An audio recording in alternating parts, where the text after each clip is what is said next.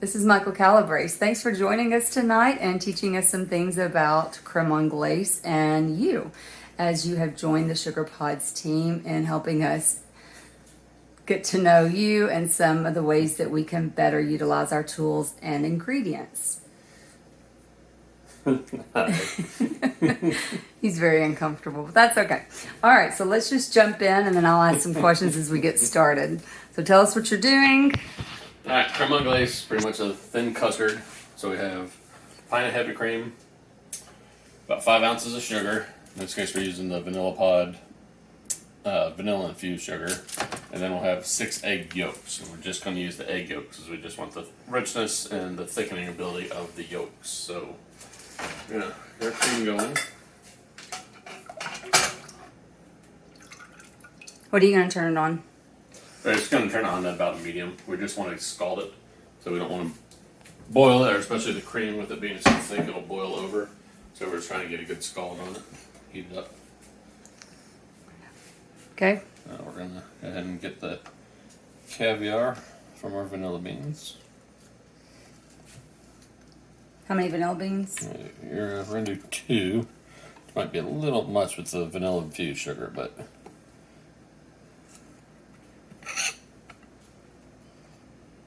for vanilla, more is better. Can you show us the caviar? Mm-hmm.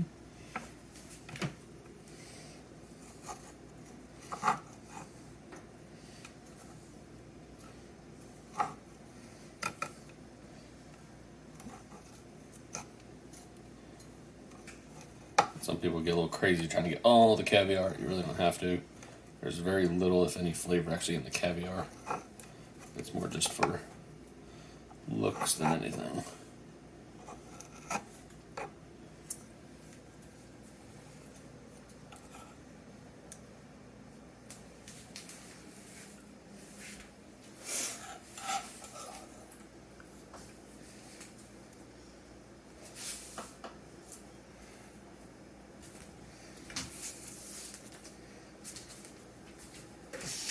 Why'd you add the beans?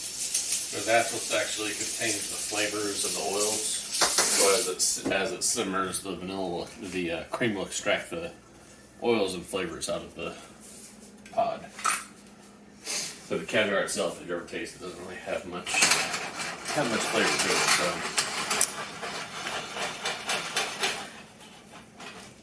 What exactly is creme anglaise? it's just a thickened custard, or a very light, thin custard. So custard, most people when they think of custard, they think of a very thick, thickened cream.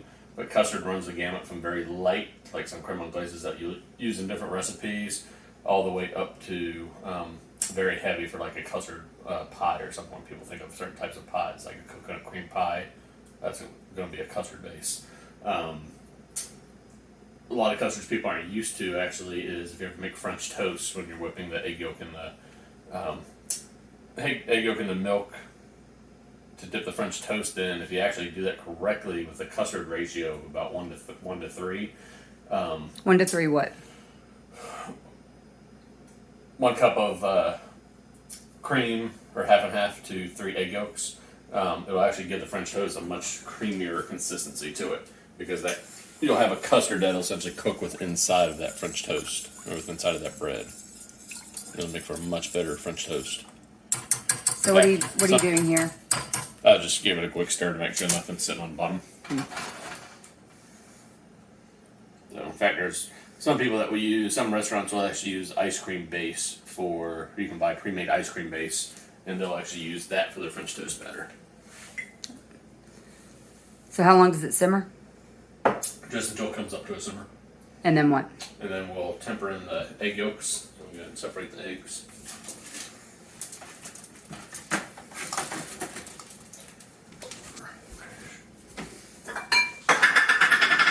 Do you want to keep the egg whites? No.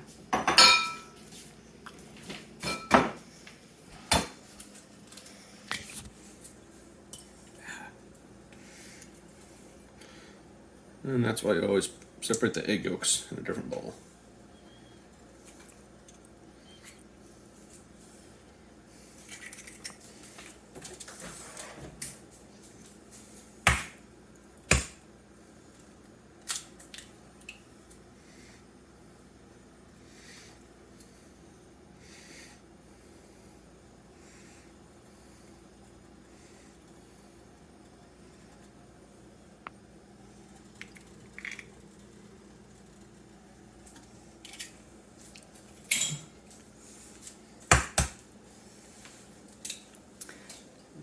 loose on the chicken egg sizes.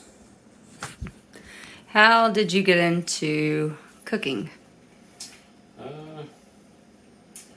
Growing up, my grandfather was always a really big cook. A few times we would go to see him a year. He was actually a cook during World War II. He was a cook. So a lot of times we'd have big family get-togethers. He was always doing the cooking. He's of Hungarian descent, so a lot of really big meals, really interesting foods. It's always something that interested me, and then I got in the first jobs when I was in high school was in restaurants, and just kind of caught the bug and went from there. Signed up at a local community college in Charlotte for a culinary program there. Got turned on to the CIA and just kind of roller coastered from there. And that's Culinary Institute of America, Hyde Park. not the CIA.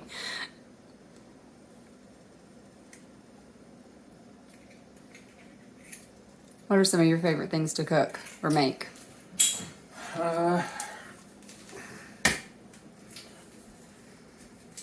Kind of depends on. It's changed over the years. Now probably more bigger into barbecue than other things. Other years it was dessert intense, different pies and things. Ice creams are always good. Can be seasonal a lot of times too. Short ribs, things like that in the wintertime. Risotto is probably one of my favorite dishes all time.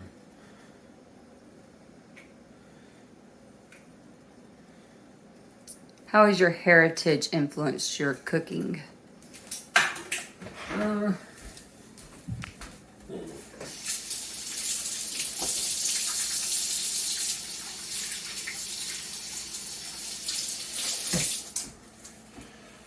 would say with my grandfather, he grew up during the Depression and through the war, so it always took a philosophy of you don't need expensive ingredients or a lot of stuff to do it really well. So you can generally the best dishes are very simple, very few ingredients. It's a lot more complicated to take something with 5 ingredients and make it, and execute it well and make it taste really great than it is to take something with all this fancy gastronomique stuff and all these frou-frou flavors and infusions, and it's a waste of time. It looks good, it's fancy, but at the end of the day, realistically, flavor profile was most of the stuff just mask the true flavors of what they're actually using. So I'm not really a big fan of that. Keep it simple.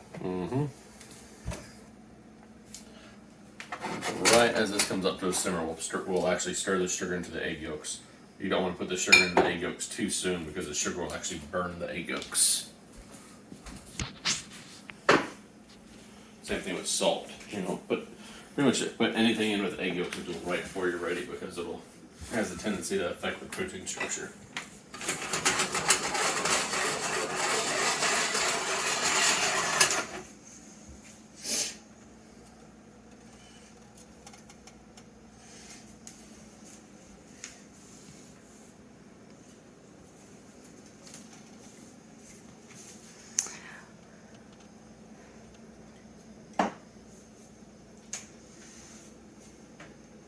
What are some ways you can tweak this to do different things? So this is creme anglaise, typically used in how? How would we use this? This creme anglaise will generally be used as a finishing sauce for desserts. You'll see it on plates, over pies, over cakes, things like that. As a finishing sauce. If you change the ratio a little bit, that's what a really good ice cream base is actually made of. Gelato actually contains egg yolks instead of just the cream. And so if you change the ratios a little bit, you can actually end up with a really great, thick, super rich ice cream base. Again, doing it thinner, you can do things for like French toast and things like that, where you actually need a thinner custard to get through things. So it's all lots of different uses. It just all depends on the ratios of your eggs to heavy cream. So the more eggs to heavy cream, what will happen? The more eggs to heavy cream, the thicker it will get. So if you increase, so right now we're using 3 eggs to 1 cup of half and half, or half a cup milk, half a cup heavy cream. And so that can only, the thickening power of the yolks can only thicken it up so much. We're going to cook it to what we call a nappe. So when we're starting it with a wooden spoon, I'll take the wooden spoon out and run my finger across it, and I'm looking for a certain consistency on how long it takes to cover up that clear spot that I made. The more egg yolks you do, the thicker that can get. The less egg yolks, the thinner that can possibly get. So, as well as just the richness from the egg. So.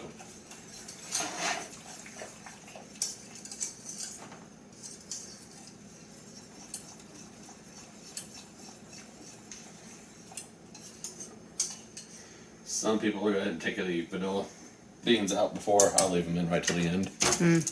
Generally, if I'm going to use this as a finishing sauce or something like an ice cream, where I really need a thin consistency, I'll run it through a chinois, which is a really fine strainer, or a china cap lined with cheesecloth, just in case. No matter how well you do this, you're going to end up with a little pieces of yolk that have kind of congealed outside of the base. So you want to get rid of that and make it super smooth. So then that's going to capture the vanilla pods anyway. So there we go.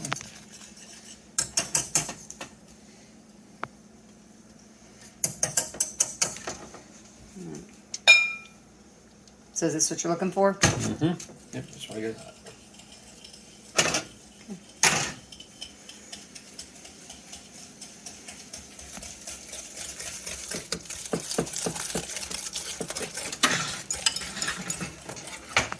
I'm going to do what's called. Sorry. Oh, you're good. So now I want to temper the eggs. If I was just to put the eggs into the cream, it's so hot it would instantly congeal the eggs. So I'm just going to very slowly add some of the heavy cream. Get the eggs up to temp.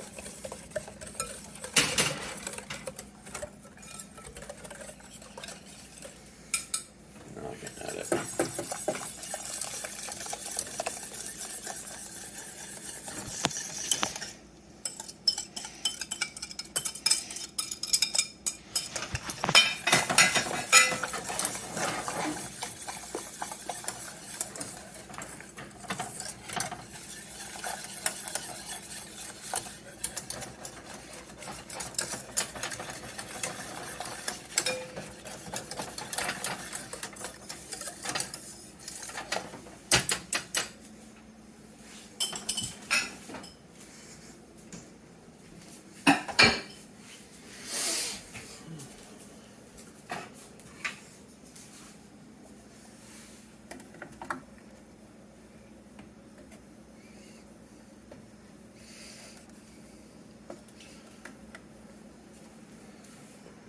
So slowly let that come back up.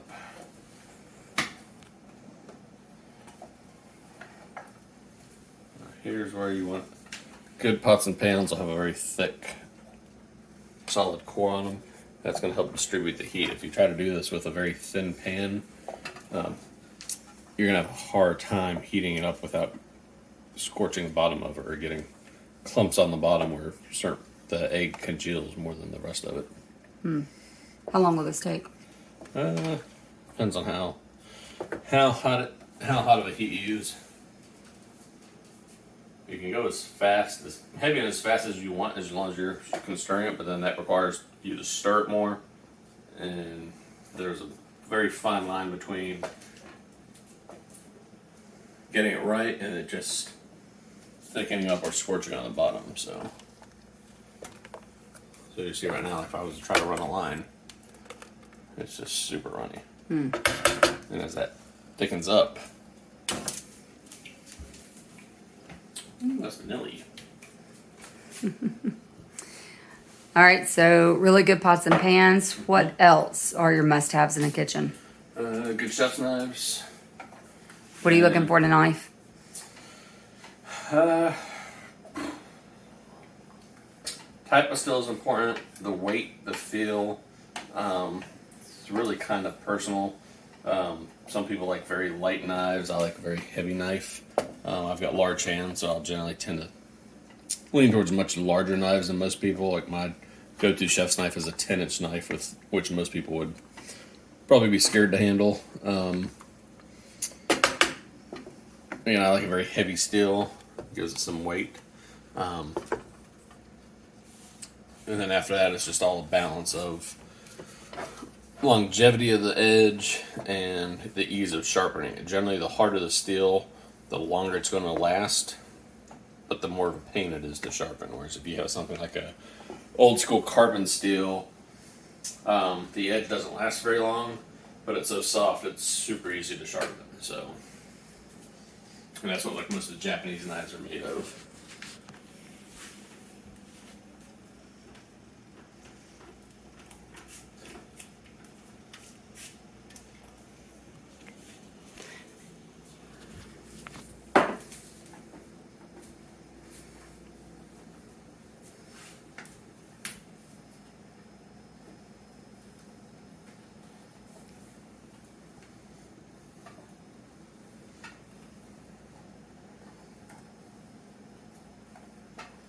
Tell us a little bit about your experiences in the kitchen, professionally, personally. Professionally, I've done everything from fast food to very high-end exclusive country clubs. Five diamond, 3-star.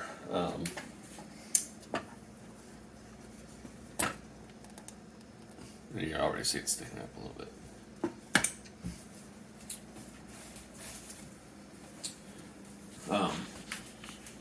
They each have their goods and bads. The high-end stuff, you get appreciation for a lot of the finer ingredients, but at the same time, it's a whole lot of prep for not really a lot to show. Especially in high-end restaurants, sometimes you'll just have people working hours on day or one or two little pieces of a dish. So from an operational perspective, it's a complete disaster as far as profit goes. Then on the flip side of that, fast food is just all about the volume. Not to say there can't be quality there, but most of the time today there's not much quality. So really just finding that balance of what you like. You see it's already thickening.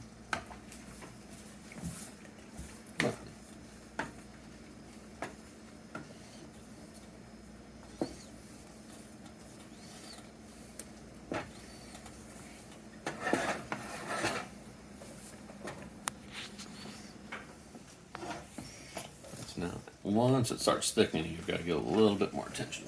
What are you going to do after it's thickened? So what will be the next phase? Are you done? You just have to cool it? Yep. Okay. Cool it, strain it if you want. If you're particularly worried about, again, the smoothness of it and everything, you run it through a chinois or a China cap lined with cheesecloth to make it really nice and smooth.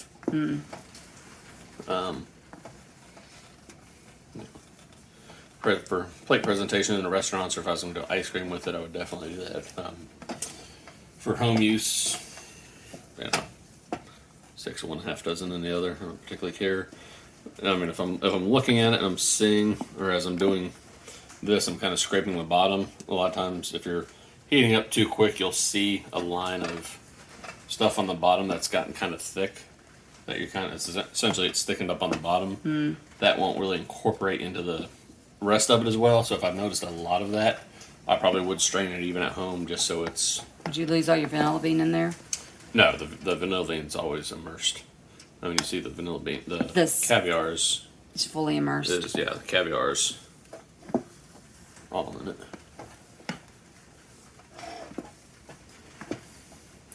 Also be able to notice after a while, you can, as you're stirring it, you can kind of learn to see the thickness in the pan. And that's about the thinnest I would call a good creme anglaise. There's some of the lumps I was talking about. So putting that through a cheesecloth. Yeah, fine mesh strainer, cheesecloth, chinois, anything like that would get those out. Before it cools or after? Before. Because this will thicken. There are some recipes where you will use a creme anglaise warm, but most of the time a creme anglaise is served cold. And so it will thicken up more. It'll get quite a bit thicker as it cools. When I look at the that pay of it now, that's just about right. It'll thicken up considerably more than that once it's cold. So it'll be pourable, but it won't be that loose.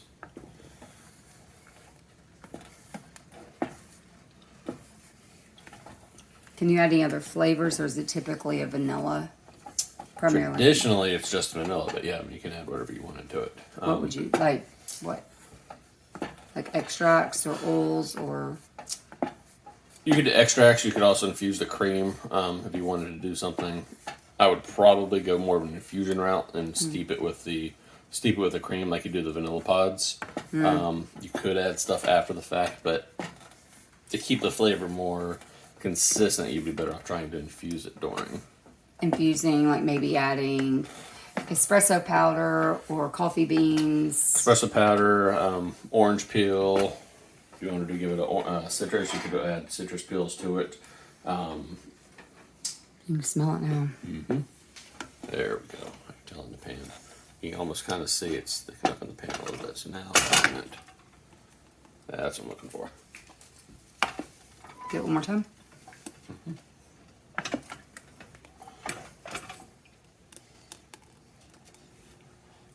Now you see it stays clear just for a second. Mm-hmm.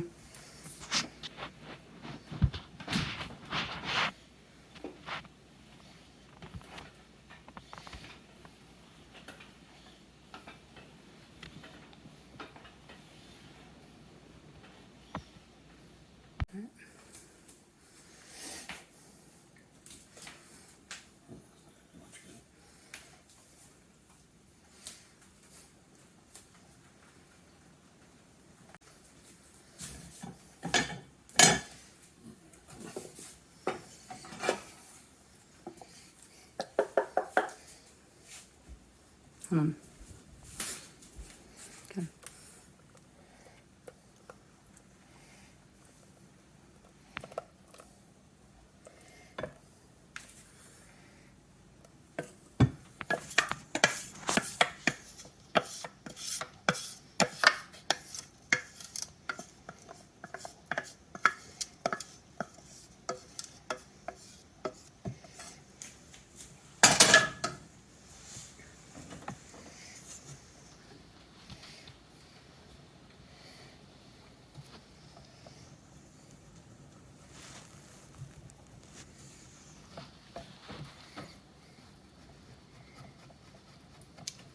What were you saying about doing it as a boiled custard?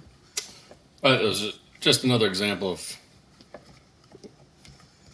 of something that's very similar. So boiled custard is just cream thickened with egg. So the only difference between boiled custard and the creme anglaise would be the ratio of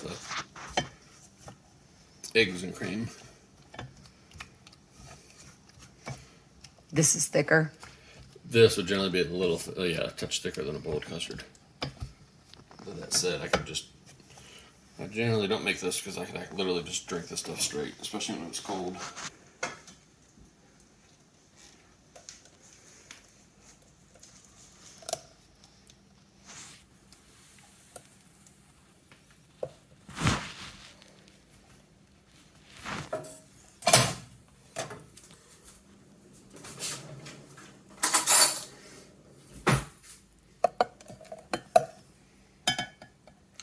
Again, you'll have that.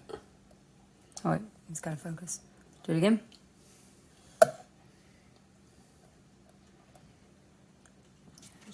And so once it cools, it almost actually hold that line. All right, it's creme anglaise. It's got to cool, and then we'll be pouring it over fruit, maybe some desserts. Thank you, Chef Calabrese. Welcome. We'll see you next time.